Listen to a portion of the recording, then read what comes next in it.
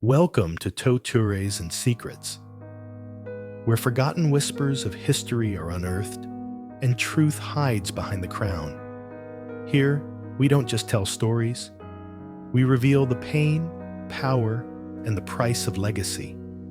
Tonight, we unravel the haunting tale of a woman the world called a queen, but history remembers as a prisoner. A princess traded her freedom for a throne, only to find herself trapped in golden chains. This is not a fairy tale.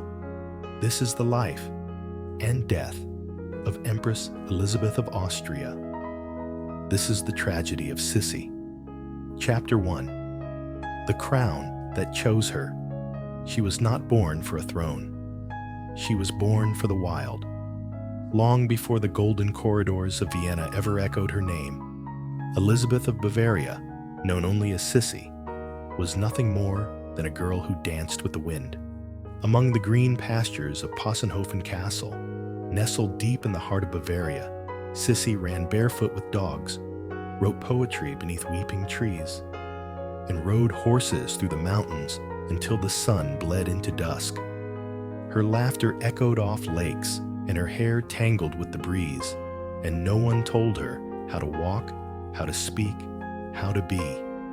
She belonged to no one, and that was everything. Her world was not one of empires.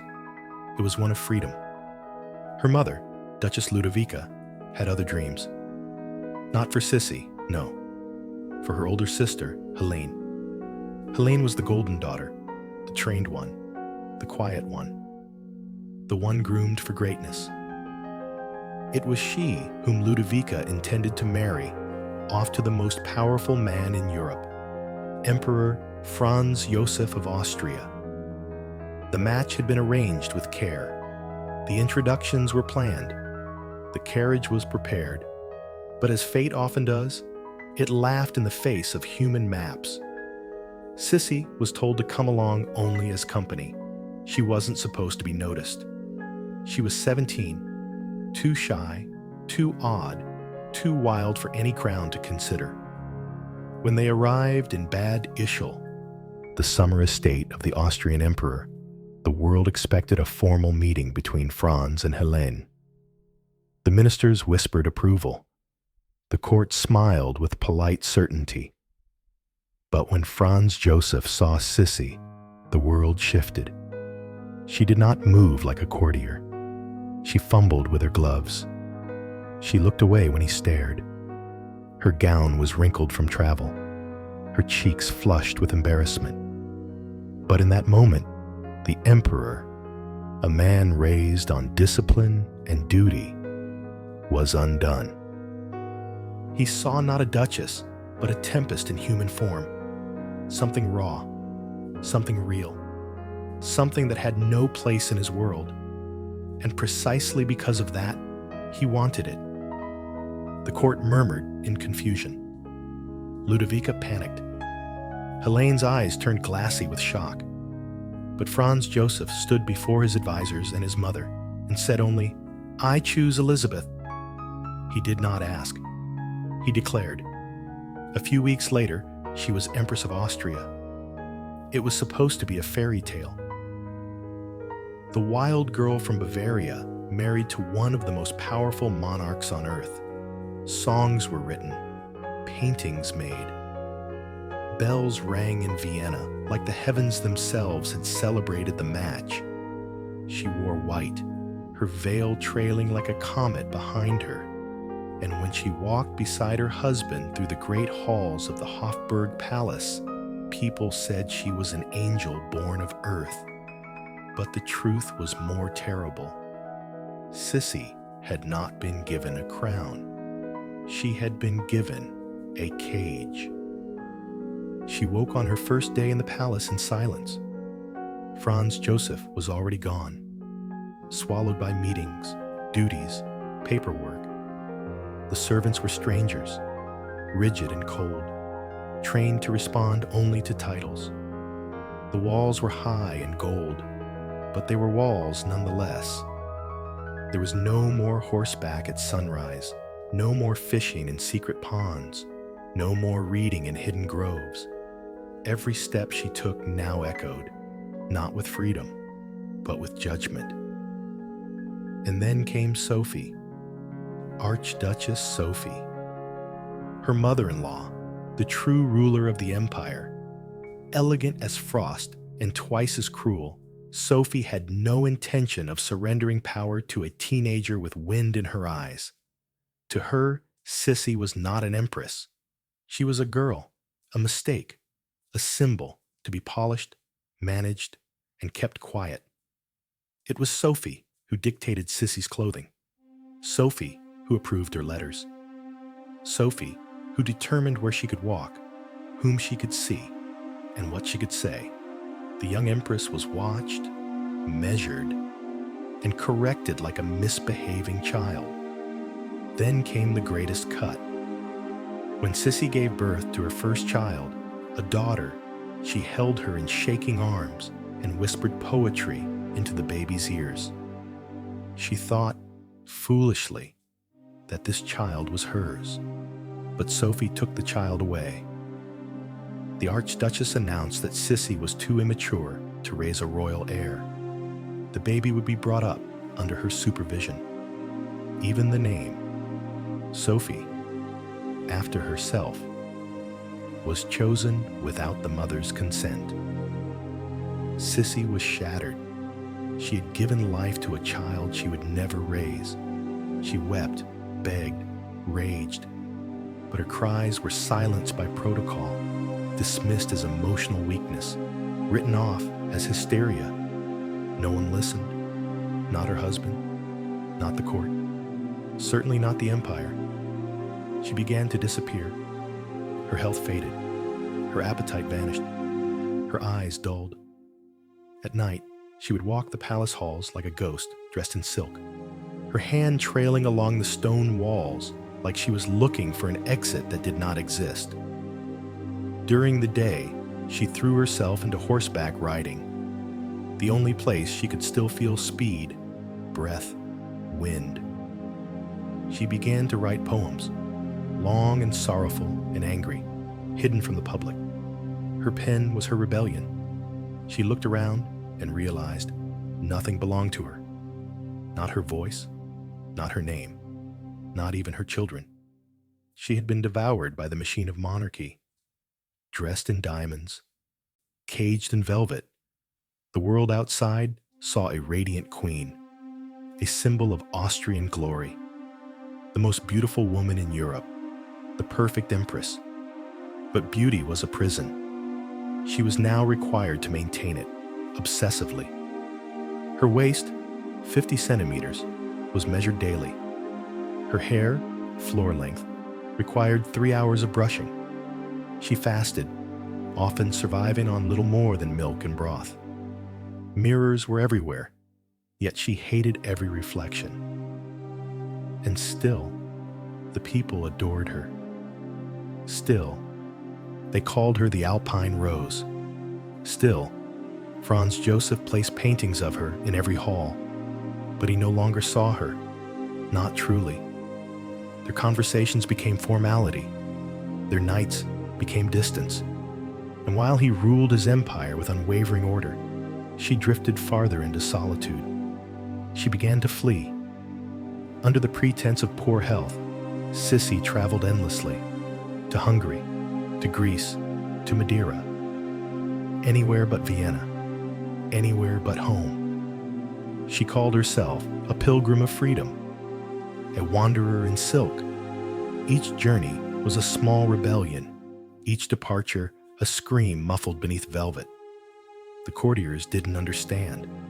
The poets tried to explain her away with sonnets and metaphors. But the truth was simpler and far more tragic. She had been bought by a crown, and in exchange, she had lost herself. No one saw it, or if they did, they didn't care. After all, she was still beautiful.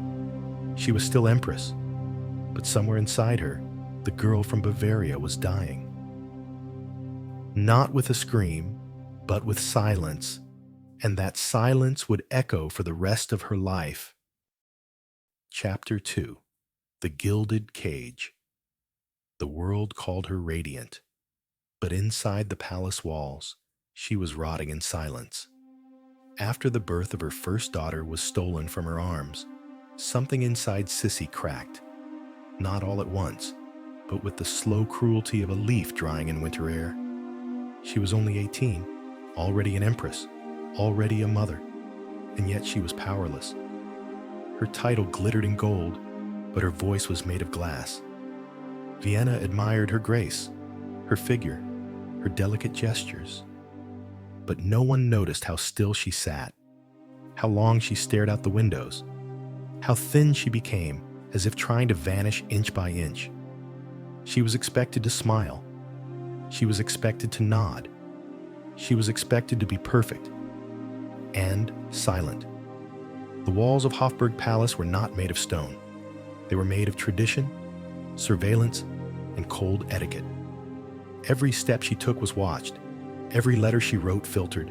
Every conversation carefully rehearsed. Her only allies were her diary and her horses, and even those were considered threats to decorum. When she bore a second child, another daughter, the same cruel pattern repeated. The Archduchess Sophie took her again, raised her herself, refused to let Sissi nurse her own baby. The nursery was not a place the Empress was allowed to enter freely.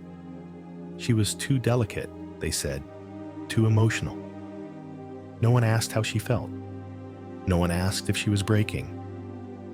They simply expected her to function, like a puppet in white lace. She began refusing food, not out of rebellion, but from grief. Her appetite was gone. Her skin lost its color. Her hands trembled. The physicians, all men of old medicine and cold theories, declared her nervous. They prescribed more rest, less responsibility, longer baths. They called it melancholy. They didn't call it what it was: despair.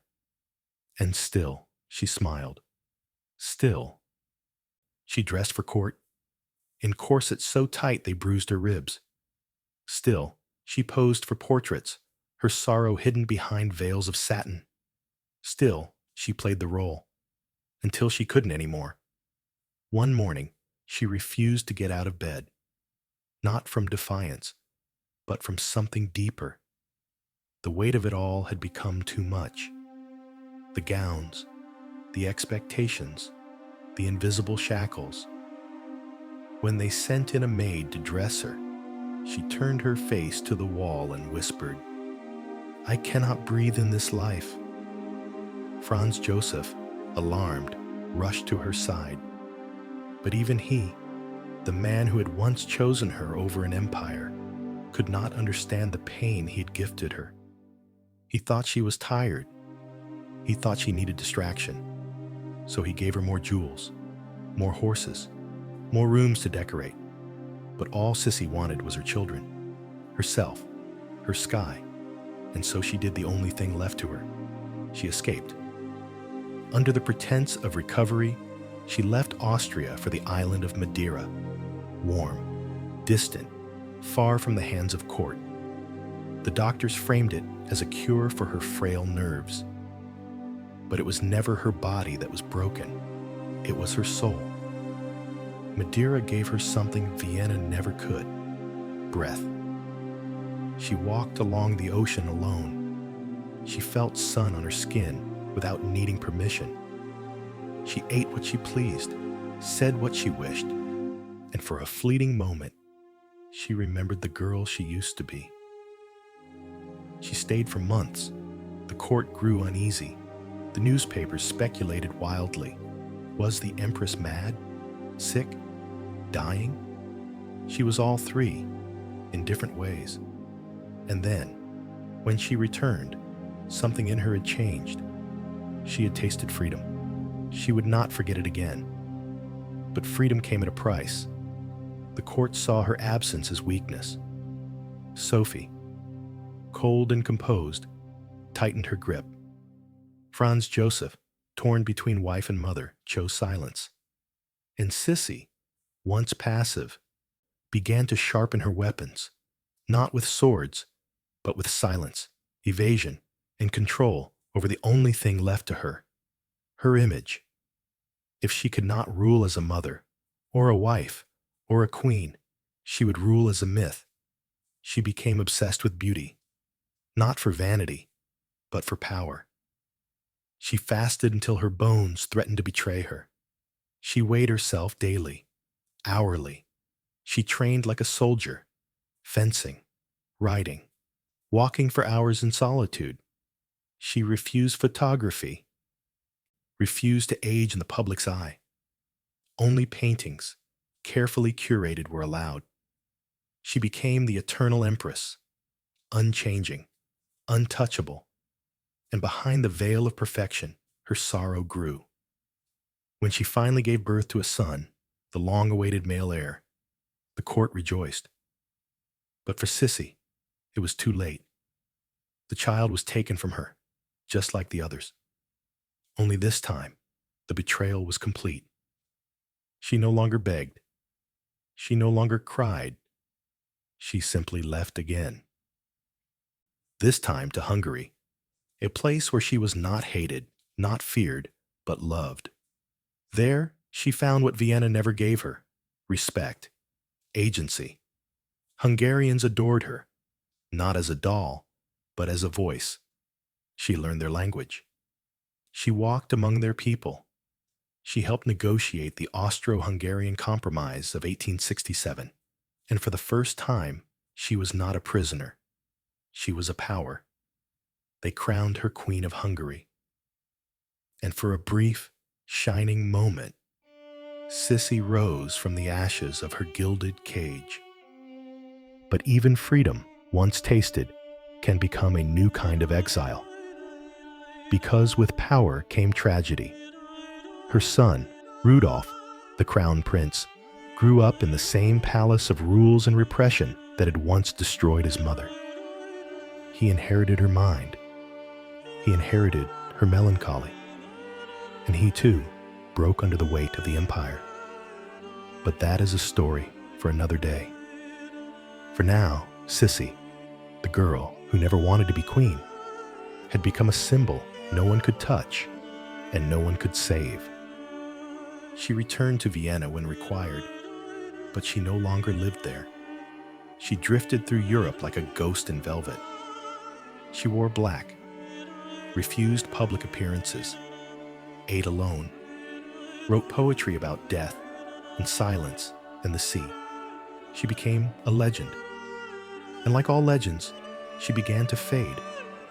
But behind her fading eyes, the girl from Bavaria still remembered the woods, the wind, the days when no one expected her to be perfect, the days before the cage.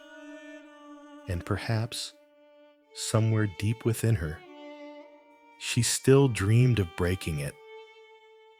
But Vienna was not a place where cages opened. It was a place where they were polished, gilded, and passed on. Chapter 3. The Child She Could Never Hold. In the endless halls of the Hofburg Palace, there was one silence that screamed louder than all others: the silence of a mother separated from her child. Sissi, Empress of Austria, had given birth to 3 children by the time she turned 23, and yet none of them were truly hers. The empire had taken them, one by one. She would never forget the moment her first daughter, Sophie, was placed into her arms, small, warm, blinking at the world with eyes as uncertain as her mother's future. Sissi had felt something ancient bloom within her, something no crown could ever give: purpose, a fierce, raw joy. She had whispered to the infant in Bavarian, "You are mine." But she was wrong. Within hours, Archduchess Sophie took the child away. It was not proper, she said, for an empress so young to raise a future archduchess. "You are not yet capable," she told Sissi, as if her tears were childish tantrums. They named the child Sophie, after the grandmother who would become her captor. And Sissi for the first time, tasted a grief that had no name. It was not the grief of death. That would come later. It was the grief of being erased. She was the mother in name only. The court praised her for producing heirs, then pushed her aside as soon as her womb had served its use. She was not invited to feed her children. She was not told of their routines. Sometimes she was not even allowed to visit. She watched them grow from a distance. Like trees in a forest, she was forbidden to enter. But she obeyed. At first, because she believed that love, quietly and patiently endured, would heal everything. She was wrong again. In 1857, Sissi was sent on a state visit to Hungary, a trip she did not wish to take, but could not refuse. Franz Joseph, ever eager to impress, insisted she bring their 2 daughters with her. The court debated, but the emperor overruled them. Sissi was overjoyed. For once, she could have her children close, not in whispers, but in waking hours. They traveled by carriage and train. The journey was long, the air dry and unpredictable. When they arrived in Hungary, little Sophie began to cough. Then came the fever. Within days, the child, just 2 years old, grew pale and listless. Doctors were summoned, tinctures administered, prayers whispered in every chapel, but the empire could not protect what it could not understand. Sophie died in Sissi's arms, not in a palace, but in a foreign land, surrounded by strangers. The empress did not scream. She did not weep.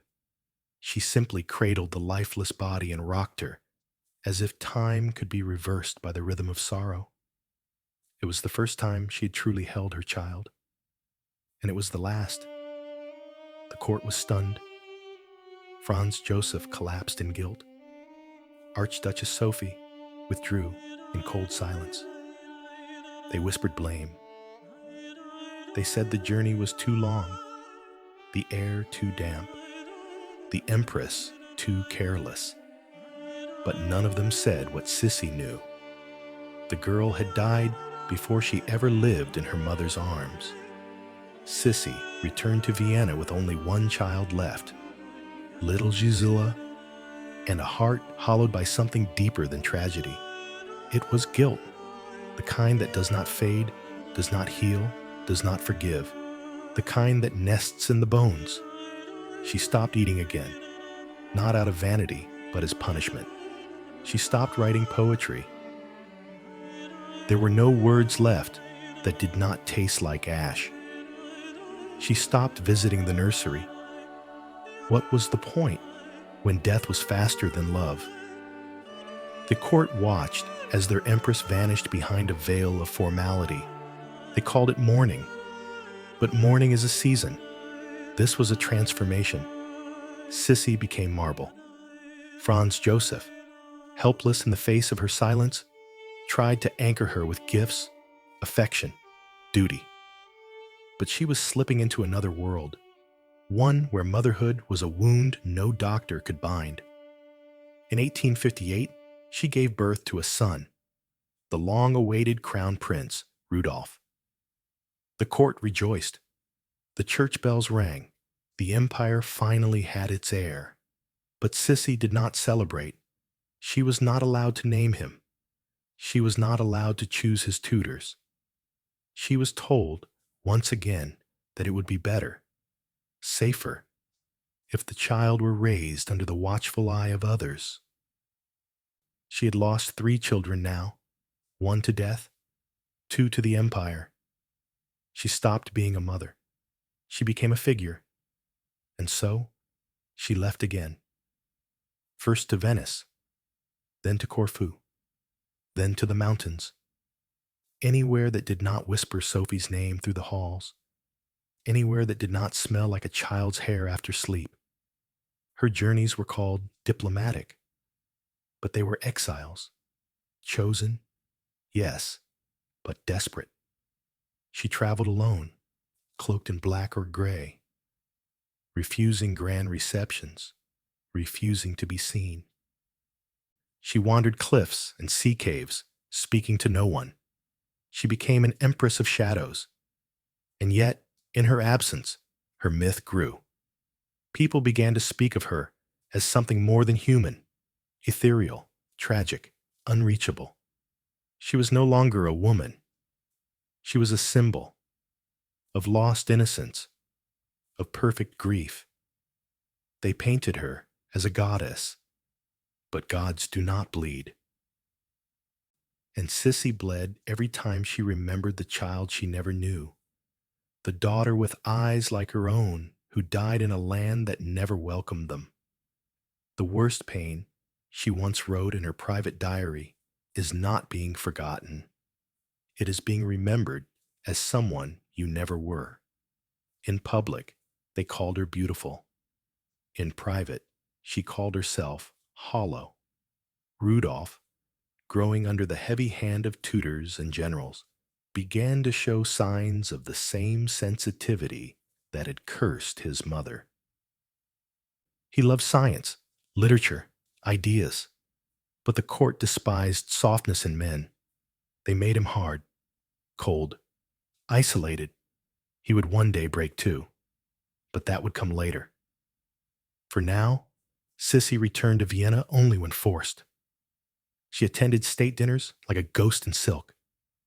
She stood beside Franz Joseph like a portrait, present but unmoving. And in her chambers, she kept a small silver locket.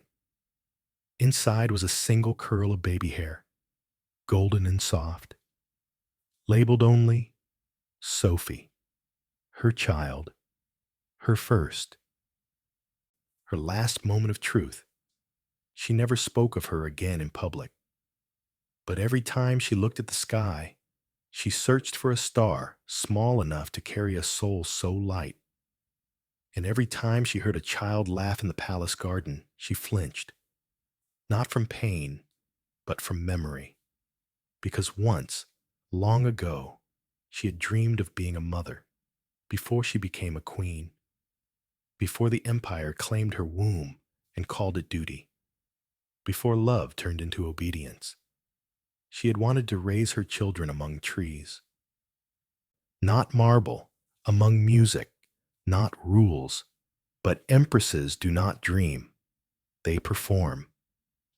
And Sissi, the most beautiful performer of them all, bowed deeply before the world, even as her heart knelt before a gravestone no one else could see. Chapter 4. A Prison Woven from Beauty. She was called the most beautiful woman in Europe, and she hated it more than death.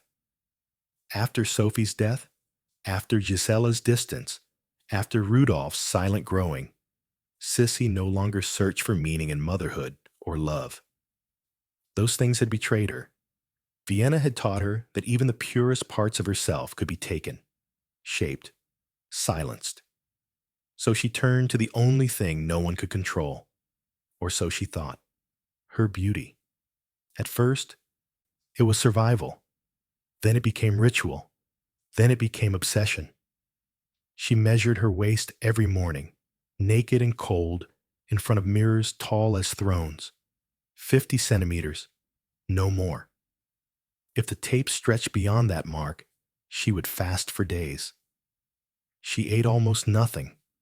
A glass of orange juice, a bowl of bouillon, the juice of raw meat pressed into silk.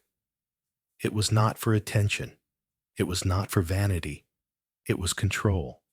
It was the one law she could write for herself. While the empire owned her womb, her title, her voice, her body, at least, would be hers. She spent hours brushing her hair, floor-length and dark as a midnight river. 2 maids were assigned to the task, one to comb, one to hold the weight of it. She hated the process, but she feared neglect more. Any lost strand was kept, wrapped in silk, catalogued. She believed, perhaps rightly, that the court would judge a fallen empress not by her mind, not by her deeds, but by a wrinkle, a gray hair, a moment of breathlessness. So she made herself eternal, painstakingly, cruelly, magnificently eternal. She commissioned only one official portraitist, Winterhalter, the painter of queens and angels. His brush turned her into myth. In his hands, she became Venus incarnate, bare-shouldered, gazing into time, her hair braided with stars. But behind every stroke, there was calculation. She demanded her image be fixed, unaging, perfect, soft. She would remain 19 forever, even as her soul withered into ash. And it worked. Europe adored her. Postcards, statuettes, perfumes. Fashion houses across France and Hungary styled themselves in her likeness. To the world, she was a goddess cloaked in sorrow, a Helen of Troy, reborn in the Habsburg court. But gods are not free. She refused photography. Cameras, she said, were too honest. She stopped appearing in public by age 32. By 40, she wore only black, the color of mourning, the color of shadow, the color that did not reflect age. She built a temple around herself, not of marble, but of appearance, and inside it, she locked her grief. Even Franz Joseph, her once devoted husband, could no longer reach her. He still wrote her letters, still called her my angel. But she responded less and less. His words were sweet, but hollow. He loved an idea, not the woman. And the woman no longer believed in love. She fled again, always fleeing, always seeking something softer than the palace air. To Corfu, she built the Achillean, a palace dedicated to Greek myth, marble heroes, silence. Its pillars stood like memories of gods who once suffered for beauty. Achilles, she said, was her twin, invincible on the outside, already dead within. She walked those halls alone, barefoot, reciting Homer. She visited islands where no one knew her face. She learned languages no one could use against her. She studied medicine, anatomy, poetry, history, everything denied to a queen, but devoured by a woman craving purpose. And still, she starved. Not for food, for peace. They called her a recluse. They called her eccentric. They called her mad. But no one asked what it meant to be a woman in a world that only loved the shape of you, not the storm inside you. She looked at her portraits with disgust.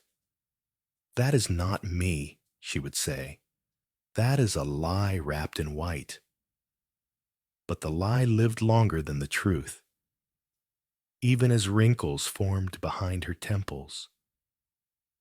Even as her bones began to ache from long hours on horseback, even as her voice, once soft, turned brittle with frost, she maintained the illusion. She had to, because once you become a myth, you are not allowed to grow old, only to disappear. Her ladies-in-waiting said she moved like a wraith. She floated from room to room, always scented with violet, always veiled, as if even air should not touch her. She read Nietzsche and wept. She refused mirrors after dusk. She wrote poems to her younger self, addressed only to the girl who died when I became queen. And outside, the empire rumbled. Nationalism, rebellions, assassinations. But inside the Empress's world, everything was still, frozen in beauty, frozen in pain. In her final years, she allowed only one full-length portrait to be completed. In it, she wore white, eternally young, eternally untouchable. No one could tell that the woman in the painting no longer existed. She was now only memory. A reflection of a reflection, a prison woven from beauty, and the key lost long ago. Chapter 5. Death, her last escape. No one recognized her anymore. Not the courtiers, not the citizens of Vienna, not even the guards assigned to protect her. The woman who once lit up ballrooms with her beauty now moved through the world like a shadow, always veiled, always in black. A tall figure wrapped in silence and mourning. She had become anonymous by design, not to hide from danger, but to dissolve from memory. She no longer wanted to be seen. Because everything the world once saw in her was no longer there. By 1898, Sissi had outlived her youth, her freedom, and most of her illusions. She had no court, no real home, no fixed residence. She drifted like a wind too tired to blow, from castle to castle, country to country, name to name. Even her passports were false. She traveled under aliases: Countess of Hohenems, Lady of Silence, Madame de Nothing. She'd become her own ghost. The only thing that still moved her, that still held meaning in the dull ache of years, was walking. For hours each day, in gardens, along sea cliffs, in alleyways across Europe, always alone, always fast, faster than her grief could catch her. Or so she hoped.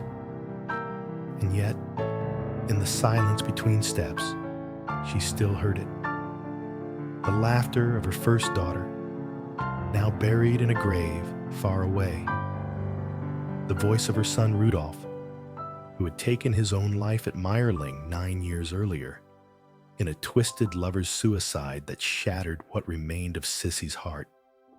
After Rudolph's death, she told Franz Joseph, "Our last bond is broken. Nothing connects us now."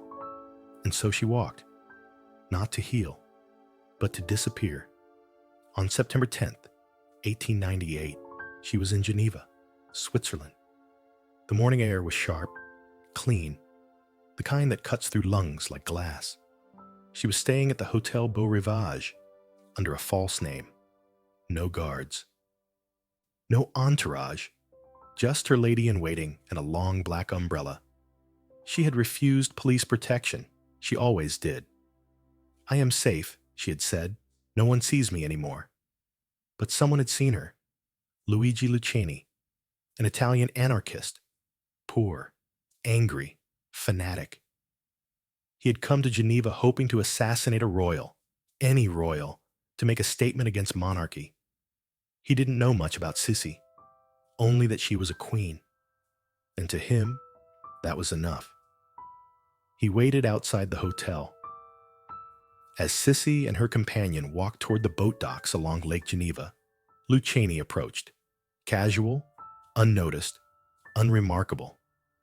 And then, with the swiftness of a man trained in hate, he struck.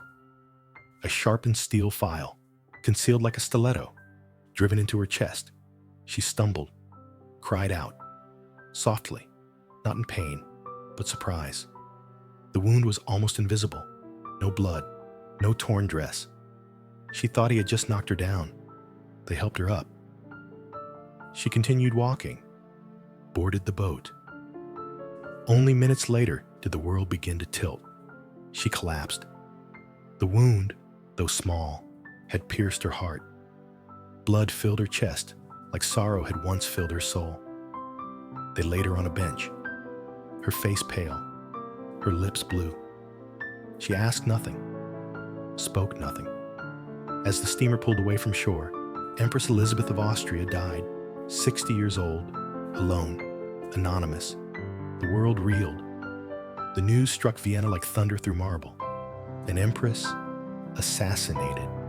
No guards, no procession. No empire to protect her. Franz Joseph wept. "She will never know how much I loved her," he said. A confession too late, like a prayer whispered into a locked room. The funeral was grand, as the empire demanded. Black horses, trumpets, processions, velvet coffins, and white roses. But she had already escaped. The cage was broken. At last, they buried her beside Franz Joseph and her son Rudolph in the imperial crypt beneath Vienna. But the woman who lay in that tomb was not the woman they had crowned, or painted, or adored. She was the girl who once rode horses in Bavaria, the mother who once lost a child in Hungary, the goddess who refused to grow old, the widow of her own freedom, the prisoner of her own myth. And in death, she became what she had always longed to be, free. No more mirrors, no more rules, no more veils, only wind, only silence, only peace. They still speak her name, more than a century later. They call her tragic, they call her vain, they call her legendary, but perhaps above all, they call her what she truly was: a woman born for freedom, who spent her whole life locked inside a crown. The story of Empress Elisabeth of Austria, or Sissi, is not just a royal tragedy etched into marble tombs and faded portraits. It is a mirror, a haunting, quiet mirror held up to every soul who has ever been loved for the wrong reasons, who has ever smiled while drowning, who has ever lost themselves beneath the weight of who the world wanted them to be. Sissi was born free and died famous, but in between, she was neither. She had everything society tells us to desire: beauty, fame, love, power, and a place in history. And yet, she spent her life starving for something much simpler: the right to live on her own terms. And that, perhaps, is the most terrifying and human lesson of all. In a world where image often outweighs identity, where perfection is demanded but rarely understood, where even today we measure worth through filters, likes, and curated masks, Sissi's story feels more relevant than ever. She was the original woman in the spotlight who never asked for it. The first to be idolized for a beauty that became her burden, the first to be called divine while suffering in silence. And in that, we see ourselves. How many of us chase titles: CEO, influencer, partner, parent, hoping they will define us, only to feel emptier when they do? How many of us wear masks every day, performing roles we never chose, smiling for crowds while quietly breaking inside? How many of us are like Sissi, loved by everyone, but seen by no one? Her life teaches us this: that freedom is not granted by thrones, careers, or applause. Freedom is the ability to be, unapologetically, imperfectly, quietly, ourselves. And it's something even queens have to fight for. Sissi's obsessive control over her body, her rejection of photography, her endless wandering, those were not acts of vanity. They were acts of rebellion, whispers of a soul trying to escape a prison dressed in pearls. To live in this world without losing yourself, that may be the hardest kind of courage. So perhaps what we learn from Sissi is not just a historical tragedy, but a question. What parts of ourselves have we handed over to others in the name of love, duty, image, or survival? And more importantly, is it too late to take them back? Sissi died alone, but maybe she doesn't have to remain alone in memory. If we listen, if we slow down, if we choose authenticity over performance, then her story, though born in the past, becomes a quiet revolution for the present. Because in the end, the most beautiful thing about Sissi wasn't her face, wasn't her crown, wasn't her legend. It was her unspoken cry to be free. And that is something we all understand. Thank you for staying with us until the very end of today's story. If the quiet sorrow of Empress Sissi touched something within you, please leave a like. Share this video with someone who might need to hear it. And most importantly, subscribe to Tortures and Secrets. Here, we bring forgotten histories back to life.